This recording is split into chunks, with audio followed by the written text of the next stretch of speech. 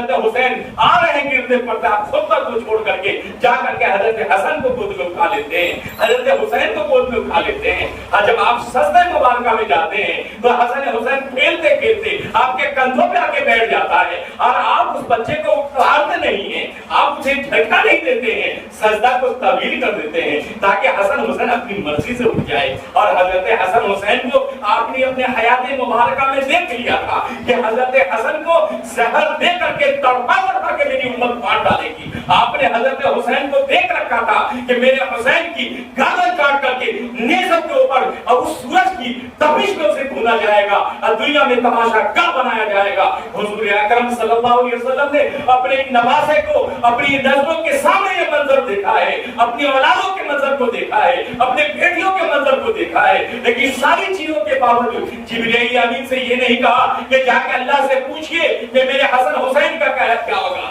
میری فاطمہ کا کیا ہوگا، میری رقیہ کا کیا ہوگا، میری حفصہ کا کیا ہوگا، میری عائشہ کا کیا ہوگا، میرے خاندان کا کیا ہوگا۔ نہ انہیں حکمت جو تھی، انہیں محبت جو تھی، انہیں پیار جو تھا، انہیں جو انسان کا جو جذبہ تھا اپنی امت کے بارے میں کہ اللہ سے پوچھے میری امت کا کیا ہوگا، میری امت کے ساتھ کون ہوگا۔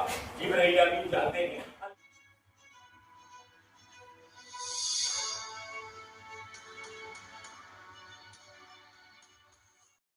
سے بولتے میرے محلے میں فلاں سیٹ ہے، میرے محلے میں فلاں سیٹ ہے، میرے شہر میں فلاں سیٹ ہے، میرے گاؤں میں فلاں سیٹ ہے، میرے ملک میں فلاں سیٹ ہے، میرے ملک میں اڈانی اور امبانی سب سے بڑا انسان ہے۔ اب پوری دنیا کے اوپر کتنی نمبر پر ہے، یہ دیکھ نہیں دیتے دنیا میں مان کے اعتبار میدان محشر میں ٹھیک ایسے ہی معاملہ ہوگا کہ کوئی اڈانی کی شکل میں، کوئی امبانی کی شکل میں مال کے اعتبار امال کے اعتبار سے ہوگا کہ اس کی ایسی نماز، اس کی ایسی روزے، اس کے ایسے زکات، اس کی ایسی صلاۃ التراویح، اس کے ایسے صدقات، اس کے ایسے خیرات، اس کے ایسے ذکر و اذکار، اس کے ایسی تلاوتیں، اس کے ایسے ادب چرچا ہوگا، چرچا ہوگا۔ کون ملک کا ہے، کہاں کا ہے، کس جگہ کا ہے، اعمال کا۔ اس کے بعد اللہ رب العزت کی طرف سے جب خطیب خطبے میں جاتا ہے، خطبہ دینے کے لیے ہوتا ہے، تو آپ کو یہ حکم ہے کہ آپ خاموشی کے ساتھ اس کو سنیں۔ اور آپ دیکھتے ہیں خطبہ کے درمیان مسئلہ یہ ہے کہ درود پڑھنا بھی نبی پر جائز نہیں ہے۔ آپ اللہ ہے کہ منے تو بولے یا حضور صلی اللہ علیہ وسلم کا نام آ جائے تو آپ بھی اس کلمے کو دہرا لیں، اس لیے کہ درود اور محمد کا نام آنے سے درود پڑھنا ضروری ہو جاتا ہے۔ آپ کم سے کم صلی اللہ علیہ وسلم دلی میں کہہ لیں، نماز بھی پڑھنا جائز نہیں ہوتا ہے، ذکر و اذکار بھی جائز نہیں ہوتا جب خطیب خطبہ دے رہا ہوتا ہے۔ اور سارے لوگ خاموش ہوئے ہیں، بغیر اللہ رب العزت اس میدان محشر میں عدالت کی کرسی پہ ہوں گے، اور جب اللہ فیصلہ فرمائے گا کہ کسی جنت میں جانا ہے، کسی جہنم میں جانا ہے، پورا عالم، پورا میدان محشر خاموش بالکل پاکستان کی طرف سے ہوگا، اور اس انتظار میں ہوگا کہ اللہ کی طرف سے کیا بشارت ہے۔ تو اللہ رب العزت نے اس کا ایک اثر عید کی شکل میں، عیدگاہ کی شکل میں ہمیں عطا فرمایا کہ دیکھو دنیا میں اپنی حیثیت دیکھ لو، کون کس حیثیت کا ہے، لیکن دنیاوی اعتبار سے مت جاؤ، اخروی حیثیت کو دیکھو کہ اپنے اعمال کے اوپر محنت کرو، اپنے اعمال کے اوپر محنت کرو۔ اب ایسا نہیں کہ آپ عجیب اتفاق ہے رمضان میں اللہ شیطان کو تو بند کر دیا ہوا تھا، آج شیطان کھل جائے گا، تو اب پتہ نہیں کوئی شیطان میں ہم یہ کہ آج کے بعد کھل جائیں گے، اب خدا جانے آج کے بعد مسجدیں ویران، مسجدیں خالی، نماز سے چھٹی، اب تو نماز پڑھنا حرام ہو جائے گا، اس لیے کہ ایک ہی مہینے کے لیے نماز پڑھنا جائز ہے۔ یہ صورتحال ہے، تو ہمیں محاسبے کی ضرورت ہے، ہمیں غور کرنے کی ضرورت ہے۔ آخر میں ایک پیغام جناب محمد رسول اللہ صلی اللہ علیہ وسلم کا آپ کی خدمت میں پیش کر دیتا ہوں۔ دیکھیے یہ وہ پیغام ہے جو الحمد سے لے کے ناس تک پورے قرآن کو جو آپ نے تلاوت کیا ہے اور تراویح کی نماز میں جو سنا ہے، اور تقریباً 10 لاکھ سے اوپر حضور اکرم صلی اللہ علیہ وسلم کے فرزندان حدیث کی شکل میں موجود ہے، دونوں کا نچوڑ اور دونوں کا ماحصل آپ کو 2 لفظوں میں بتا کر کے انشاءاللہ میں روک سکوں گا۔ اس میسج، اس پیغام کو لے کر کے جائیے اور اپنے سینے اور قلب کے اوپر سونے کے پانی سے لکھ لیجیے کہ انشاءاللہ مرتے دم تک ہم اس کے اوپر اپنی زندگی کو گزاریں گے۔ حضور اکرم صلی اللہ علیہ وسلم حجرہ مبارکہ میں ہیں، سیدنا جبرائیل امین علیہ الصلوۃ والتسلیم آتے ہیں موت کے فرشتہ کو لے کر سلام پیش کرتے ہیں، اے اللہ کے حبیب صلی اللہ علیہ وسلم، موت کا فرشتہ آیا ہے، آنا چاہتا ہے ادھر۔ آپ صلی اللہ علیہ وسلم نے فرمایا کہ بلا لو آپ سے، موت کا فرشتہ آتا ہے، حضور اکرم صلی اللہ علیہ وسلم کی خدمت میں سلام پیش کرتا، السلام علیکہ یا رسول اللہ، السلام علیکہ یا حبیب اللہ، سلام کا نذرانہ پیش کرتا ہے۔ اس کے بعد وہ فرشتہ کہتا ہے کہ میں اللہ کی طرف سے آیا ہوں آپ کو لینے کے لیے۔ حضور اکرم صلی اللہ علیہ وسلم نے جب یہ سنا، کہا مجھے آپ کو اللہ کی طرف سے آئے، یہ بہت اچھی بات ہے۔ اور فرشتے نے کہا کہ اے اللہ کے حبیب صلی اللہ علیہ وسلم، دنیا میں آپ پہلے انسان ہیں جن کے پاس آیا ہوں، جن کو میں سلام کر رہا ہوں، اور دنیا کے آپ پہلے انسان ہیں جن سے میں اجازت مانگ رہا ہوں اور یہ کہہ رہا ہوں کہ آپ کو اللہ کے پاس لے کے چلوں گا، لینے کے لیے آیا۔ نبی پاک صلی اللہ علیہ وسلم نے جب یہ سنا تو جبرائیل امین علیہ السلام سے فرمایا کہ اے جبرائیل امین، جاؤ میرے اللہ سے پوچھئے کہ میرے بعد اگر میں چلا جاؤں تو میرے بعد میری امتی کس کے حوالے ہوگی، میرے امتی کا کیا ہوگا؟ اے لوگوں قربان جائیے اس جناب محمد رسول اللہ صلی اللہ علیہ وسلم کی ذات اقدس پر کہ جنہوں نے اپنے خاندان کے بارے میں نہیں سوچا، اپنی اولاد کے بارے میں نہیں سوال کیا۔ حضرت حسن حسین سے جو اتنی محبت کرتے تھے کہ چھوٹے معصوم بچے ہیں، منبر رسول پہ آپ خطبہ دے رہے ہیں، حضرت حسین آ رہے ہیں گردے پڑتے، آپ خطبہ کو چھوڑ کر کے جا کر کے حضرت حسن کو گود میں اٹھا لیتے ہیں، حضرت حسین کو گود میں اٹھا لیتے ہیں۔ اور جب آپ سجدہ مبارکہ میں جاتے ہیں تو حسن حسین کھیلتے کھیلتے آپ کے کندھوں پہ آ کے بیٹھ جاتا ہے، اور آپ اس بچے کو اٹھاتے نہیں ہیں، آپ اسے جھٹکا نہیں دیتے ہیں، سجدہ کو طویل کر دیتے ہیں تاکہ حسن حسین اپنی مرضی سے اٹھ جائے۔ اور حضرت حسن حسین کو آپ نے اپنے حیات مبارکہ میں دیکھ لیا تھا کہ حضرت حسن کو زہر دے کر کے تڑپا تڑپا کے میری امت مار ڈالے گی۔ آپ نے حضرت حسین کو دیکھ رکھا تھا کہ میرے حسین کی گردن کاٹ کر کے نیزے کے اوپر اور اس سورج کی تپش میں اسے بھونا جائے گا اور دنیا میں تماشا گاہ بنایا جائے گا۔ حضور اکرم صلی اللہ علیہ وسلم نے اپنے نواسے کو اپنی نظروں کے سامنے یہ منظر دیکھا ہے، اپنی اولادوں کے منظر کو دیکھا ہے، اپنے بیٹیوں کے منظر کو دیکھا ہے، لیکن ساری چیزوں کے باوجود جبرائیل امین سے یہ نہیں کہا کہ جا کے اللہ سے پوچھئے کہ میرے حسن حسین کا کیا ہوگا، میری فاطمہ کا کیا ہوگا، میری رقیہ کا کیا ہوگا، میری حفصہ کا کیا ہوگا، میری عائشہ کا کیا ہوگا، میرے خاندان کا کیا ہوگا۔ نہ انہیں حکمت جو تھی، انہیں محبت جو تھی، انہیں پیار جو تھا، انہیں جو اظہار کا جو جذبہ تھا اپنی امت کے بارے میں کہ اللہ سے پوچھے میری امت کا کیا ہوگا، میری امت کے ساتھ کون ہوگا۔ جبرائیل امین جاتے ہیں، اللہ سے پوچھتے ہیں کہ حبیب یہ فرما رہے ہیں، اللہ فرماتا ہے کہ جاؤ میرے حبیب سے کہہ دو کہ تیری امت کے ساتھ میں ہوں، تیری امت کو تنہا نہیں چھوڑوں گا، تیری امت میرے ساتھ اور تیری امت کے ساتھ میں ہوں گا۔ حضرت جبرائیل امین علیہ السلام نے جب جواب دیا تو حضور اکرم صلی اللہ علیہ وسلم نے جبرائیل امین سے پوچھا کیا بولتے جاؤں؟ کہا کہ یا رسول اللہ، تو موت کے فرشتے نے کہا کل نفس ذائقۃ الموت، کہ اللہ کے حبیب صلی اللہ علیہ وسلم صرف ایک ذات باری کے علاوہ، اللہ رب العزت کے علاوہ کائنات میں کوئی ایسا نہیں ہے جس کو اس مرحلے سے نہ گزرنا ہو۔ یہ بہت سخت ترین اور بہت خطرناک وہ منظر ہوتا ہے جب کسی کی روح کو قبض کی جاتی ہے، انسان اس کا تصور نہیں کر سکتا۔ حدیث میں فرمایا گیا کہ موت کے وقت جو تکلیف مردہ محسوس کرتا ہے اس کا تصور نہیں کیا جا سکتا۔ ہر مرحلے سے صرف اللہ رب العزت کے علاوہ سب کو گزرنا۔ تو حضور صلی اللہ علیہ وسلم نے فرمایا جب ایسی بات ہے تو چلنا، لیکن اس سے پہلے آپ صلی اللہ علیہ وسلم نے اپنی امت کو پیغام دیا، دو میسج دیا، الصلاۃ الصلاۃ الصلاۃ، نماز نماز نماز، الصلاۃ قرۃ عینی۔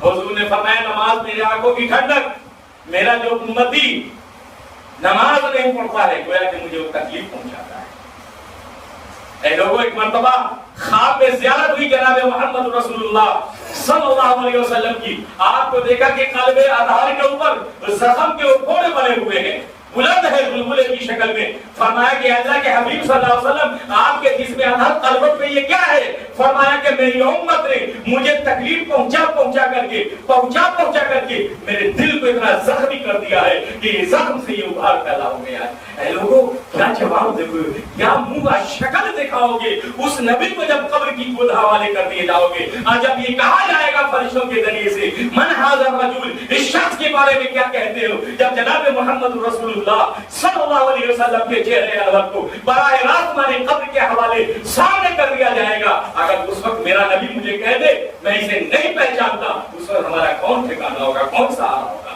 یہ دنیا دھڑی کی دھڑی رہ جائے گی، یہاں کوئی طاقت کام بچا نہیں سکتی ہے، کوئی پاور بچا نہیں سکتا ہے، کوئی خاندان بچا نہیں سکتا ہے، کوئی پبلسٹی بچا نہیں سکتی۔ اے لوگوں، اس خدا کے حبیب نے فرمایا الصلاۃ الصلاۃ، نماز نماز نماز میرے آنکھوں کی ٹھنڈک ہے، اور فرمایا قرآن کریم میں جتنا تذکرہ نماز کے بارے میں فرمایا ہے کسی چیز کے بارے میں نہیں فرمایا۔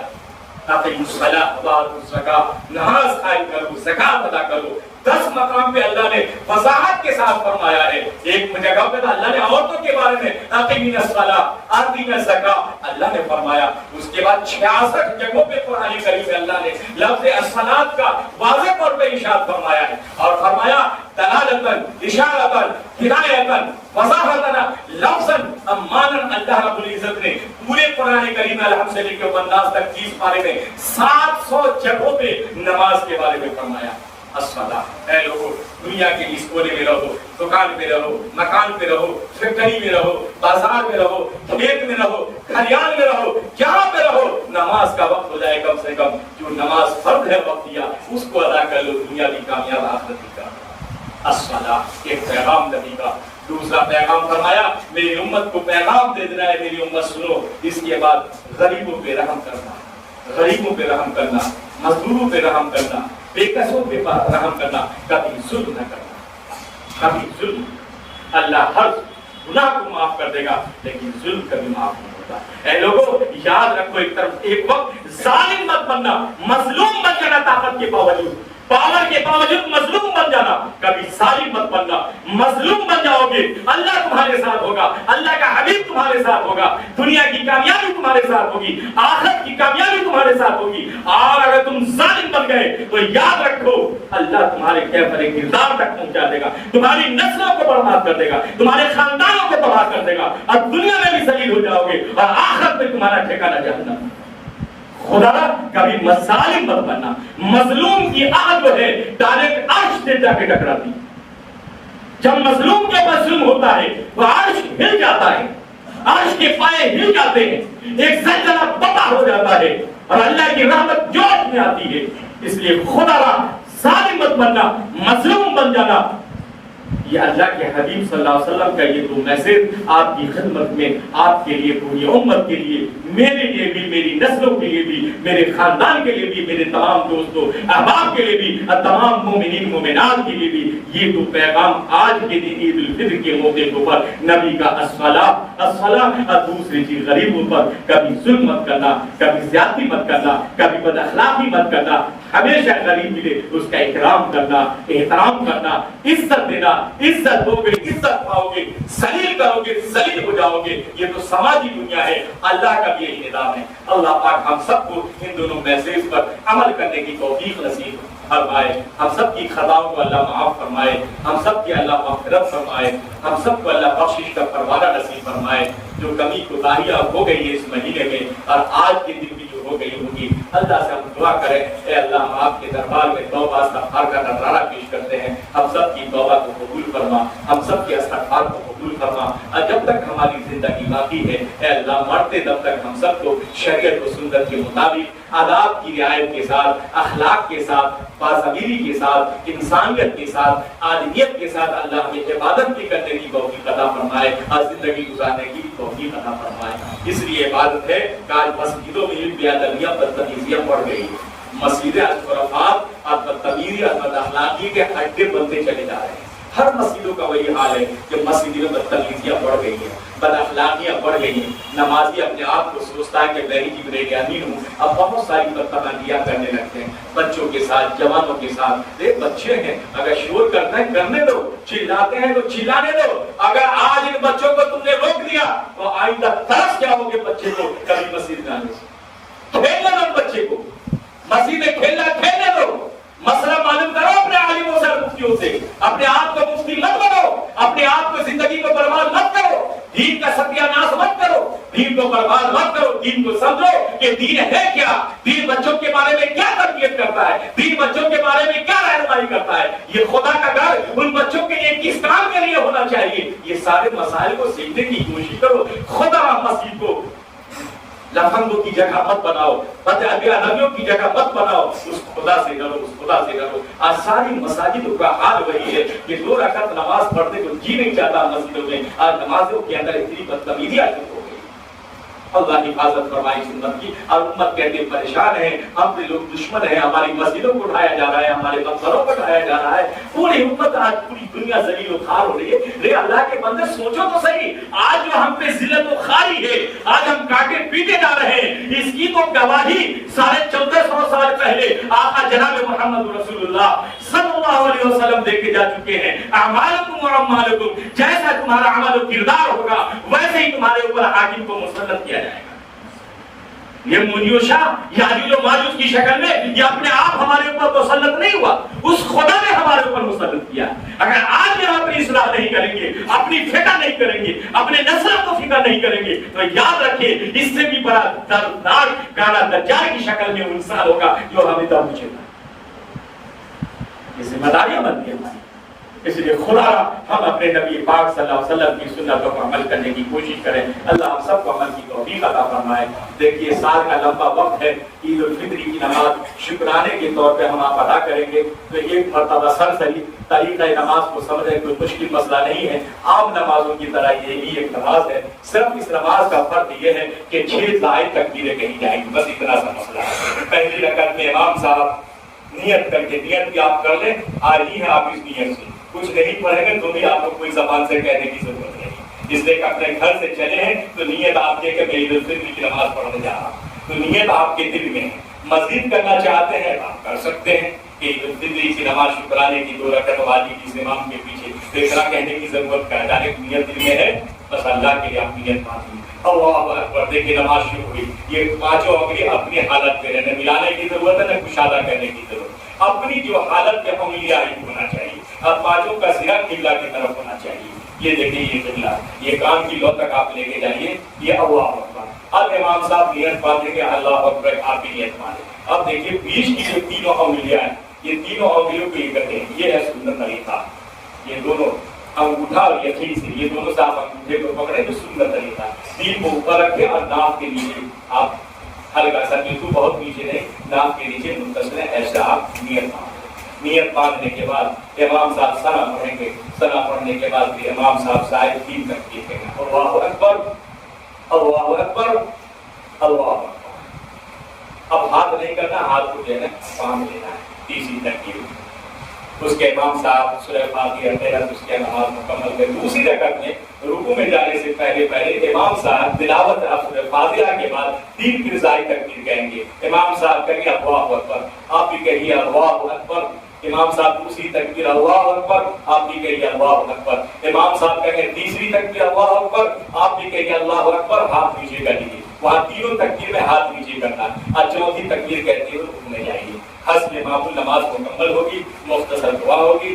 نماز دعا کے بعد مختصر امام صاحب خطبہ دیں گے. خطبہ کے بعد آپ آزاد ہو جائیں گے خوشی و خرم کے ساتھ. سب دوست و احباب پیش و اقارب راستے پر راستے کا احترام کرتے ہوئے اپنے گھر جائیے، اپنے گھر والوں کو مبارکبادی دیجیے. اور آج کے دن جشن منائیے، خوشی منائیے. حرام کام، برے کام، بد اخلاقی سے، بے ادبی سے اور کسی کو تکلیف دینے سے بچیے. اگر آپ کے بازو میں کوئی غیر مسلم ہے اسے بھی آپ ملیے، خوشی میں ظاہر کیجیے، شیر خرما پیش کیجیے، آپ محبت کا اظہار کیجیے. اللہ آپ سب